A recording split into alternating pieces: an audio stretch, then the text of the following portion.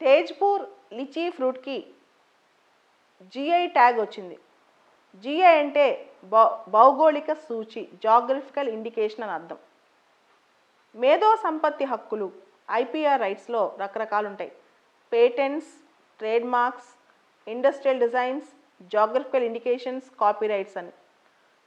Geographical indication లేదా భౌగోళిక సూచి అంటే ఒక ప్రోడక్ట్, అగ్రికల్చర్ ప్రోడక్ట్ అవ్వచ్చు, లేకపోతే ఏదైనా పర్టికులర్ ఫుడ్ ప్రిపరేషన్ అవ్వచ్చు, ఏదైనా కల్చర్ అవ్వచ్చు, పెయింటింగ్ అవ్వచ్చు, ఆ ప్రోడక్ట్ ఆ ప్లేస్కి చెందింది, దానిలో ఒక స్పెషాలిటీ ఉంది, దానిలో ఒక సిగ్నిఫికెన్స్ ఉందని గుర్తుపెట్టుకోవడం అనమాట.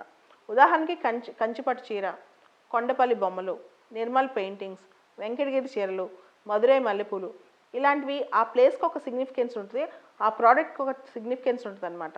సో ఈ జిఐ ట్యాగ్స్ అనేవి geographical indication of goods act 1999 కింద రిజిస్టర్ చేస్తారనమాట. అయితే ఈ మధ్య భారతదేశంలో జిఐ ట్యాగ్స్ బాగా ఎక్కువ వాటికే వస్తున్నాయి. కడక్నాథ్ చికెన్ అని చెప్పి, టాంజావూర్ పెయింటింగ్స్ అని, పోచంపల్లి శారీస్ అని చెప్పి చాలా ప్రోడక్ట్స్కి వస్తున్నాయి అనమాట. 2013, 14, 15లో చాలా క్వశ్చన్స్ దీని మీద యూపీఎస్లో వచ్చాయి. కానీ ఈ మధ్య చాలా ఎక్కువ వస్తున్నాయి. అన్ని లిస్ట్ తయారు చేసి ఉంచుకోవడం మంచిది. తేజ్పూర్ లిచీకి ప్రస్తుతం మనం చూస్తే ఎపెడా వాళ్ళు అనౌన్స్ చేశారు. Agriculture and processed foods export development authority వాళ్ళు ఇలా తేజ్పూర్ లిచీకి వచ్చిందని చెప్పి వాళ్ళు ఒక ట్వీట్ చేశారనమాట. తర్వాత ప్రపంచానికి తెలిసింది తేజ్పూర్ లిచీకి జిఐ ట్యాగ్ వచ్చింది అని చెప్పి. ఈ జిఐ ట్యాగ్ వచ్చిన తేజ్పూర్ లిచీ నాణ్యమైన క్వాలిటీ, తర్వాత దాని ఫ్లేవర్ చాలా ప్లెజెంట్గా ఉంటుందంట. దాని పల్ప్, ఆ ఫ్రూట్లో ఉన్న పల్ప్ కూడా చాలా జ్యూసీగా, ఫ్రూట్ ఏమో అట్రాక్టివ్గా రెడ్ కలర్లో, ఎర్ర రంగులో అట్రాక్టివ్గా ఉంటుందంట.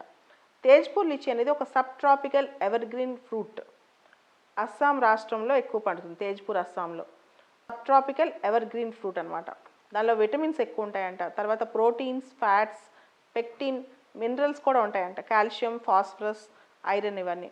సో ఎప్పుడైనా ఏదైనా వస్తువుకి జిఐ ట్యాగ్ వస్తే, ఏదైనా ఫ్రూట్ ప్రోడక్ట్ కానీ ఏదైనా వస్తువుకి కానీ ఇమీడియట్గా మనం దాని ఫీచర్స్ చూసుకోవాలి.